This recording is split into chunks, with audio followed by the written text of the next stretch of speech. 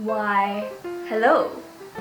Welcome to 2021. Strangely enough, 2021 started off pretty well for me with a lot of opportunities and life learning experiences. All of a sudden, it just came across me all of a sudden after the fireworks went off, as if there were any fireworks that time, but there were a couple.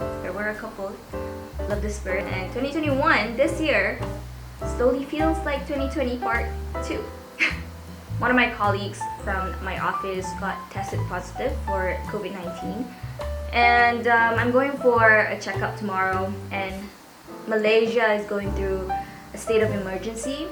All of a sudden, I woke up this morning and I was checking through my Twitter and I see a lot of news about how the government has decided for this to pull through, and I don't know how Malaysia is going to pull through, and this is a different story I want to talk about maybe later on in the future, but for now I just want to share with you guys the last few days of 2020 and how,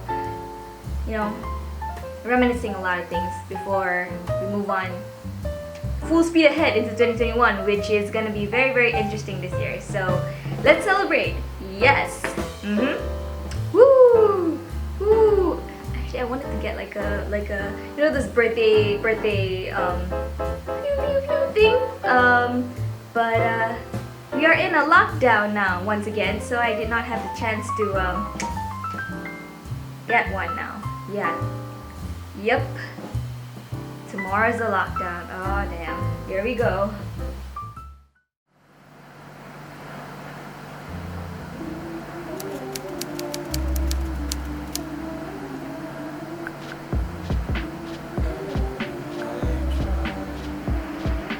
Hey guys, what's up? So today's a Monday and I'm working currently. I'm working from home because all I gotta do today is basically search for more talents for this Chinese New Year commercial that I'm working on with my producer, and it's gonna be really interesting because it's like dated back in the 1900s.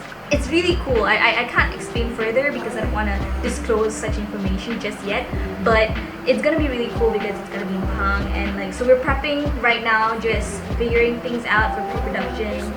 I'm currently a production assistant at this very renowned film company in Malaysia, and we mainly do a lot of TV commercials thing. I started out as an intern earlier in August, and they kind of absorbed me into the company as a full-timer. I don't know, having a full-time job now makes me feel like I have direction to go, and I feel like I kind of know what I want to become professionally. I mean, the dream is still to become a YouTuber, but I don't know how my channel's gonna grow, but I'm gonna use this platform as a very, a safe space for me to create stuff, whatever I want to create. But in terms of professional wise, I feel like I think I can make it as a producer if I really work my heart out. I don't know, we'll see how that goes. But being in the real world now, I really have to be more serious, that's the big change that I have to get used to, because when you're in uni, you can do whatever, you can do mistakes all the time, but when you're at work, you have to try your best not to do any mistakes if you can, because it's a business. You don't want to lose the business, because when you lose the business, you lose the money, and when you lose money, you won't get paid. In Malaysia, the film industry itself is already really small, and it's not really growing, I must say. I work with a lot of guys in the office and on set, and it's a very tiring work, I must say, and it takes a toll because you work long hours and such, and you're always out and about. So it figures why there's a lot of guys in this industry in Malaysia. I don't know about other countries, but in Malaysia, that's how I see it so far. If you're getting yourself in this industry, you gotta have this mindset that you're in it for being challenged mentally and physically, because it gets really tiring and it gets really stressful. But if you are passionate in this line of work, I feel like it's suitable, and I really enjoy what I'm doing. I like producing. It's really fun. It's interesting to organize a lot of stuff, although it gets tiring, but I don't know, it makes me question a lot. But then again, I have other passions too, like YouTube and hosting, so I don't know, there are so many ways to make it in this industry. But what happens if you are passionate to do so many, you know?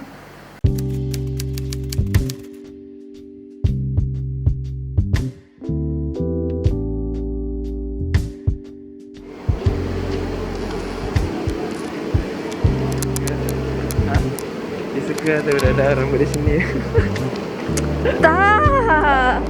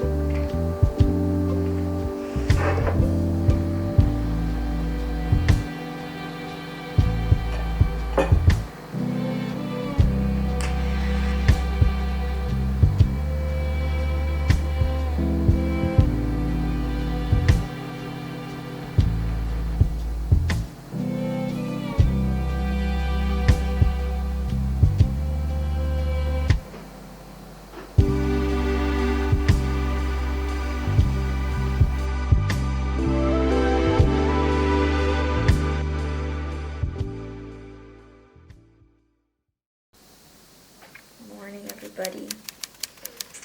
It is currently 5:35 in the morning. Yeah, 5:35 in the morning. And I have to get ready to go for Recce in Pahang. Yeah. Oh god. I'm so tired.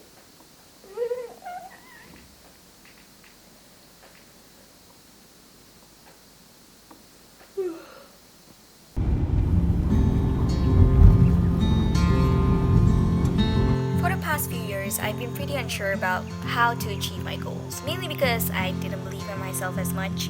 My aim this year is pretty much the same since I graduated high school, which was to create more videos on YouTube and host more events. I knew I should post more regularly, and I swear I'll try my best to produce more this year. The reason why my channel isn't growing as rapid as I want it to be was because of my lack of consistency. Hence, I swear, I'll try to do better this year. It's easy to simply state out your resolution every year, but what makes it valuable is when you understand them.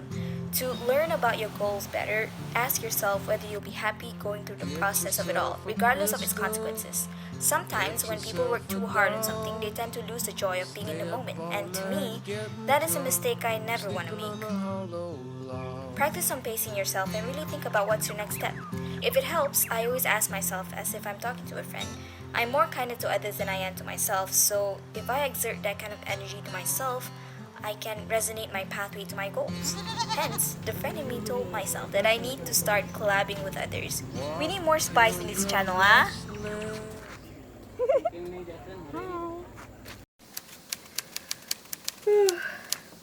You know what I realized? The fact that the pandemic had changed so many people's lives over the year still mind boggles me about, like, you know, when we grow older and when we have our own children, these kids will start asking us like, so grandma, what did you do during the pandemic? Boy oh boy, well, TikTok was our savior, am I right? This had me thinking, like, how the heck Gen Zs, our generation, are gonna take things seriously in the future when we're all a bunch of clowns. Despite the virus, I would say I'm proud what I've achieved this year, although it wasn't a milestone, but it was one for the books, I have to say that. Experienced this really important lesson, which was that I had everything in my life all secured, everything I ever wanted to achieve, only for it to be immediately taken away from me. It was a very, very, very life-changing moment for me. I have to say that. And you want to know what I said to myself earlier this year? I don't know if I captured it. I'm gonna find it somewhere. But earlier this year, I said to myself, I will tell the best story I've ever told in my life in 2020.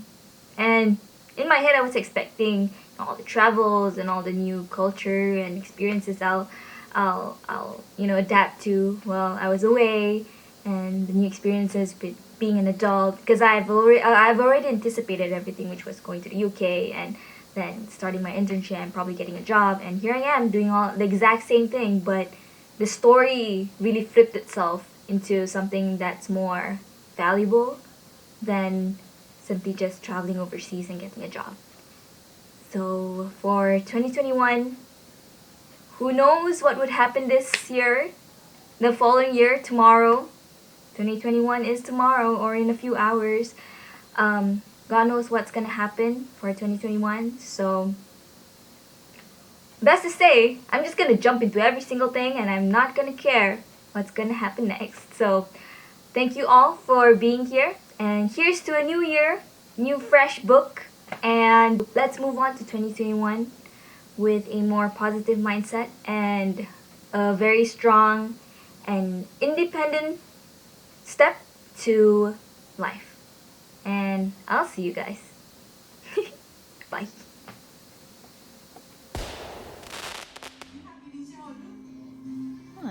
Cantik.